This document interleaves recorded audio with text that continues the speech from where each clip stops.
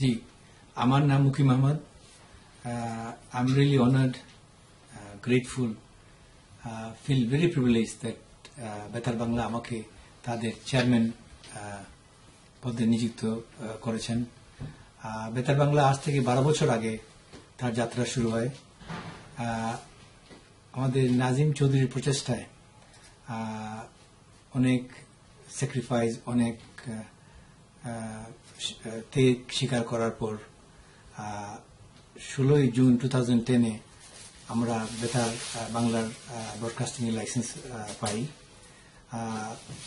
2011 সালে জানুয়ারি মাস থেকে আমাদের 24 আওয়ার ব্রডকাস্টিং শুরু হয়।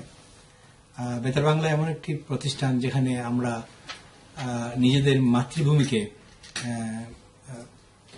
সহজ করে আমাদের মনে করিয়ে দেয়। বেতার বাংলা যখন আমরা শুনি তখন মনে করি যে আমরা দেশেই আছি, দেশের থেকে দূরে নয়। আমাদের কালচার, আমাদের সংস্কৃতি, আমাদের হিস্ট্রি, আমাদের কাস্টম এন্ড ম্যানার, সেন্টিমেন্ট, এগুলো সবই আমাদেরকে মনে করিয়ে দেয় বেতার বাংলা। আমরা বেতার বাংলা শুনে মনে করি যে আমরা দেশেই আছি। বেতার বাংলার আরেকটা প্রচেষ্টা রয়ে গেছে, আমাদের ফিউচার জেনারেশন, প্রজন্ম যারা এখানে মানুষ হচ্ছেন, মা বাবা যখন বেতার বাংলা রেডিও শুনেন তখন তারাও আনকনসিয়াসলি বেতার বাংলা শুনে দেশের যে কালচার, আমাদের যে সঙ্গীত, নাট্য, এইসব যখন ওরা রেডিওতে শুনতে পারেন তখনই আনকনসিয়াসলি তারা সেটা তাদের মনের মধ্যে ঢুকে পড়ে।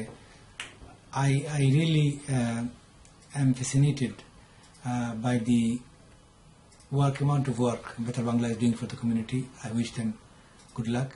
আশা করি আপনারাও বেতার বাংলা শুনবেন, শুনে নিজের দেশের কালচার আপনারা ভোগ করবেন।